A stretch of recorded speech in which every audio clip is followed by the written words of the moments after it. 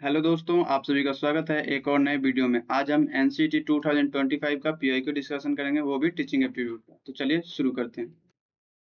First आपको question आएगा, read the given passage and answer the question that below. आपको यहाँ पे पैसेज दे रखा है और इसके जो भी क्वेश्चन है वो आगे वाले पेज पे मिलेंगे आपको। तो मैं आपको बोलूंगा कि आप इस वीडियो को पॉज करके इस पैसेज को बहुत ध्यानपूर्वक पढ़ लें। मैं आशा करता हूँ कि आपने इस पैसेज को पढ़ लिया होगा। तो चलिए हम क्वेश्चन करते हैं। तो फर्स्ट क्वेश्चन है, what did Helen Keller teach the world. तो ये आप अगर ऑप्शन पढ़े होंगे तो ये आपको मिल जाएगा। तो चलिए हम देखते हैं कि ये किस ऑप्शन में दे रखा है। तो जैसा कि आप यहाँ पे पढ़ेंगे, Helen Keller a women from the small farm town of Tuscumbia Alabama taught the world to respect people who are blind and deaf. To respect people who are blind and deaf. तो चलिए देखते हैं कि कौन सा हमारा option है। Option की बात करें क्वेश्चन नंबर 1 की, तो आपका क्या हो जाएगा, to respect the blind and deaf, मतलब आपका बी ओनली सही है। तो ऑप्शन की बात करें तो क्वेश्चन नंबर 1 का ऑप्शन नंबर 2 सही हो जाएगा। चलिए हम नेक्स्ट क्वेश्चन पर चलते हैं। क्वेश्चन नंबर 2, क्वेश्चन नंबर 7 फिर आपको इसी पैसेज से है। चलिए देखते हैं क्या है question. Select the most appropriate option for completion of the given statement while walking through woods Helen Keller experience. ये आप पढ़े होंगे तो आपको मिलेगा। तो चलिए देखते हैं कि किस पैराग्राफ में ये दे रखा है। While walking through the woods Helen Keller experience, वो कैसा एक्सपीरियंस करती है। तो क्वेश्चन नंबर 2 की बात करें तो आप यहाँ पे आएंगे थर्ड पैराग्राफ में। यहाँ पे आप देख सकते हैं, how was it possible I asked myself to walk for an hour through the woods and see nothing worthy of note. I, who cannot see, find hundred of things to interest me without touch. I feel the delicate symmetry of a leaf. I pass my hands lovingly about the smooth skin of a silver bridge or the rough, saggy bark of a pine. ठीक है, तो यहीं से ये question आ रखा है paragraph third से। तो चलिए हम क्वेश्चन पे चलते हैं। यहाँ पे क्या क्या ऑप्शन दे रखा है, एक एक करके हम सारे ऑप्शन को देखेंगे। तो पहला क्या है, हैप्पी क्यूबर ऑफ ए बर्ड। तो क्वेश्चन नंबर 2 की बात करें तो आपका क्या है, तो ये तो सही है, happy क्यूबर of A bird. Smooth skin of a pine tree, ये गलत है क्योंकि वहां पे जो भी पैराग्राफ में दे रखा है तो वो क्या दे रखा है, smooth skin of a silver bridge. तो ये आपका ऑप्शन नंबर बी गलत है। ऐसे ही बात करें सी की, तो shaggy bark of a silver bridge, तो ये भी गलत है क्योंकि आपके पैसेज में दे रखा है shaggy bark of a pine tree. उसके बाद से बात करें डी की, the delicate symmetry of a lip, तो ये ऑप्शन आपको दे रखा है। तो अगर हम क्वेश्चन नंबर 2 की बात करें तो आपका कौन सा सही हो जाएगा, ए एंड डी। तो आपका ऑप्शन नंबर 1 सही है। चलिए हम नेक्स्ट क्वेश्चन पर चलते हैं। क्वेश्चन नंबर 3 जो कि इसी पैसेज से है।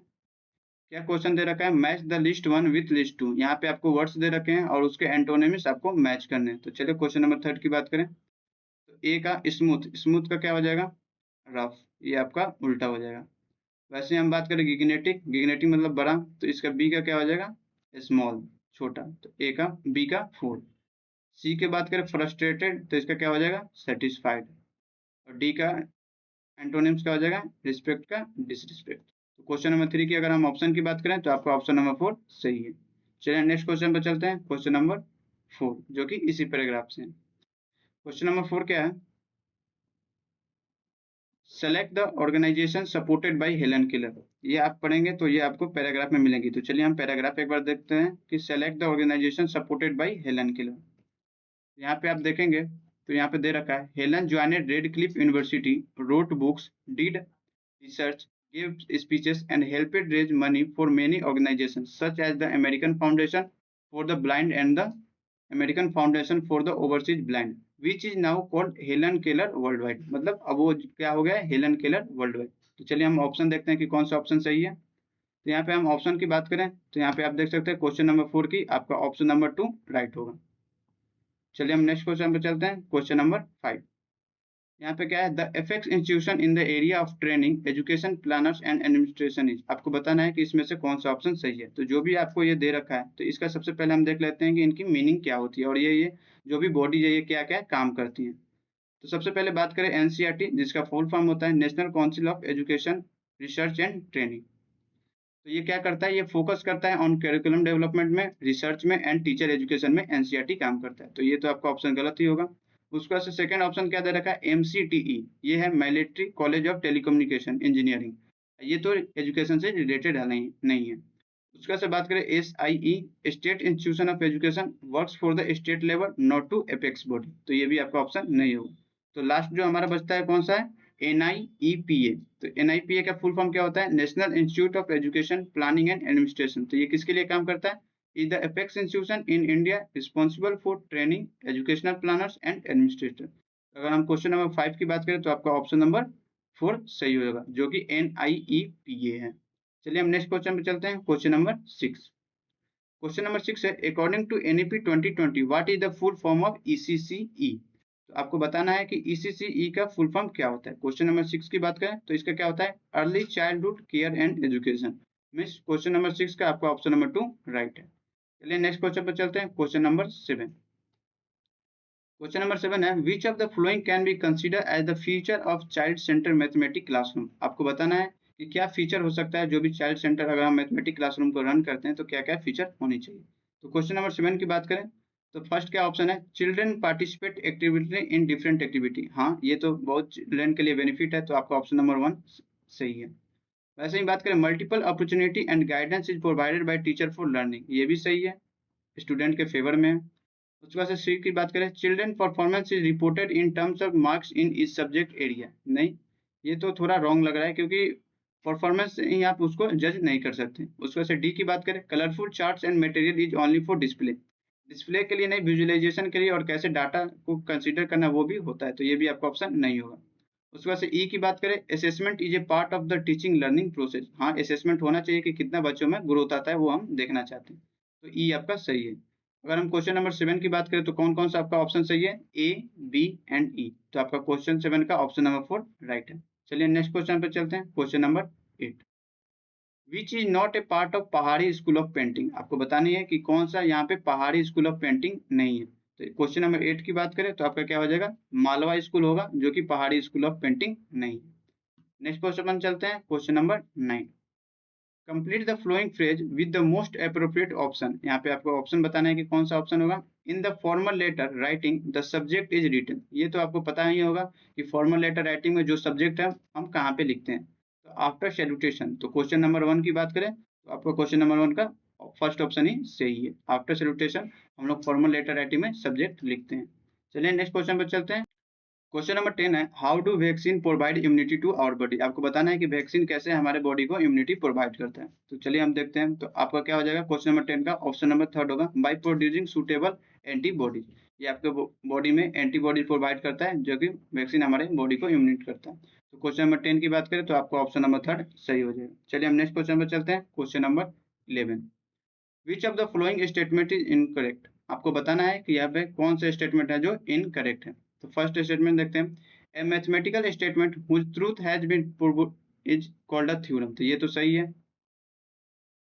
सेकंड है, a proof is made up of a successive sequence of mathematical statement through logical deduction. जो भी हमारा प्रूफ होता है वो लॉजिकल हम डिडक्शन के मेथड से उसको प्रूफ करते हैं, तो ये भी आपका ऑप्शन सही है।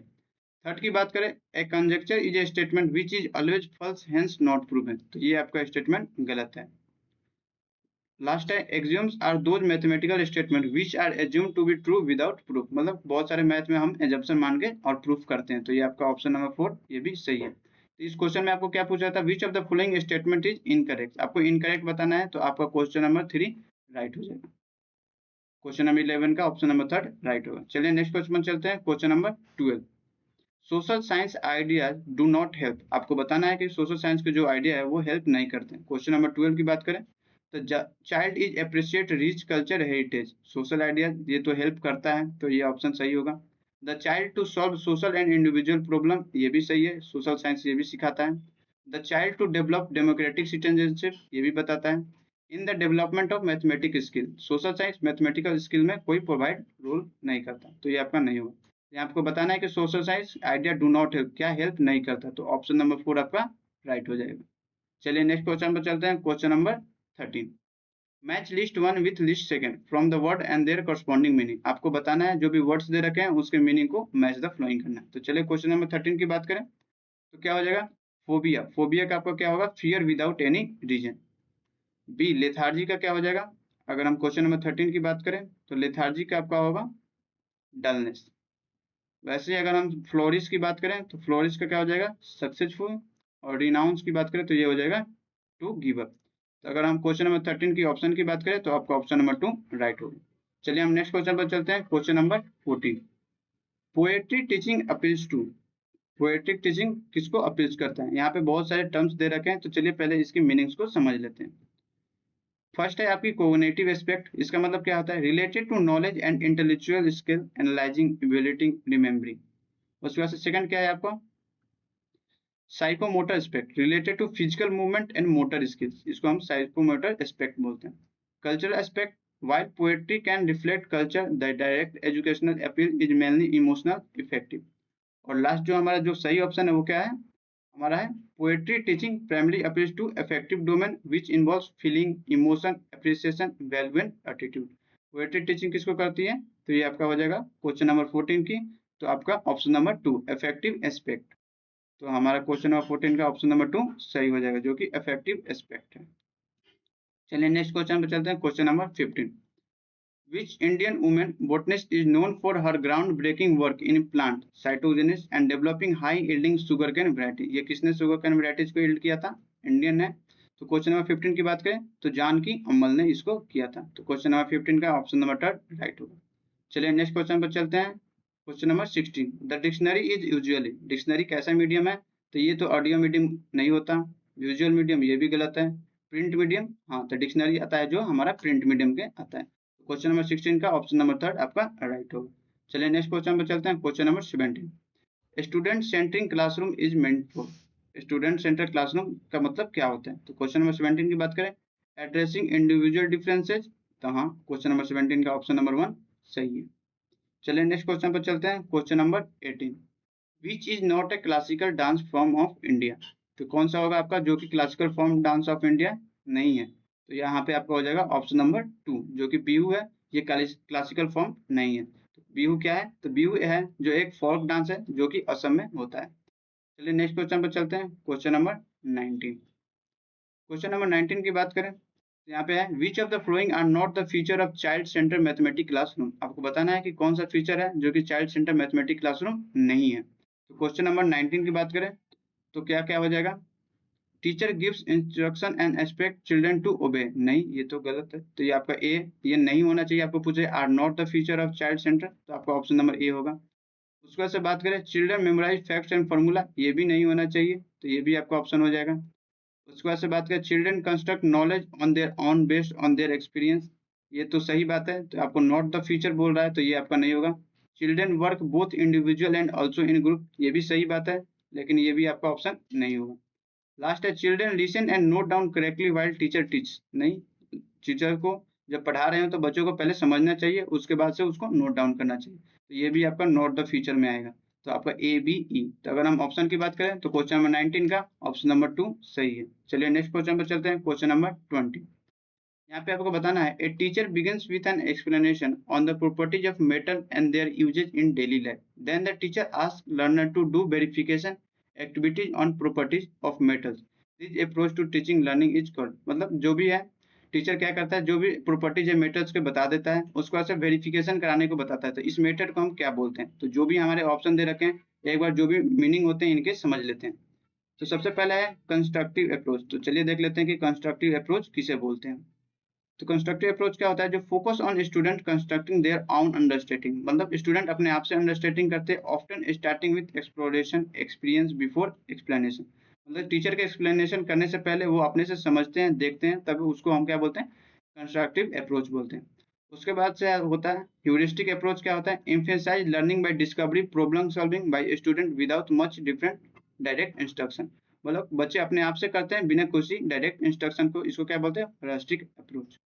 उसके बाद से इंडक्टिव अप्रोच किसे बोलते हैं? बिगिंस विद स्पेसिफिक ऑब्जर्वेशन और experiment and moves towards general rule and concept, मतलब स्पेसिफिक ऑब्जर्वेशन से एक्सपेरिमेंट करता है, उसका से वो जनरल जो भी रूल होते हैं उस पर आती है। तो जो ये क्वेश्चन नंबर 20 है, तो इसका ऑप्शन क्या हो जाएगा? जो होता है डिडक्टिव अप्रोच, मीन्स पहले क्या करता है? जनरल कंसेप्ट को टीचर बताता है, उसके बाद से स्पेसिफिक उसके एग्जाम्पल्स और एप्लीकेशन देता है। तो क्वेश्चन नंबर 20 का आपका ऑप्शन नंबर क्या हो जाएगा? आपका ऑप्शन नंबर 1 राइट हो। चलिए नेक्स्ट क्वेश्चन पर चलते हैं, क्वेश्चन नंबर 21।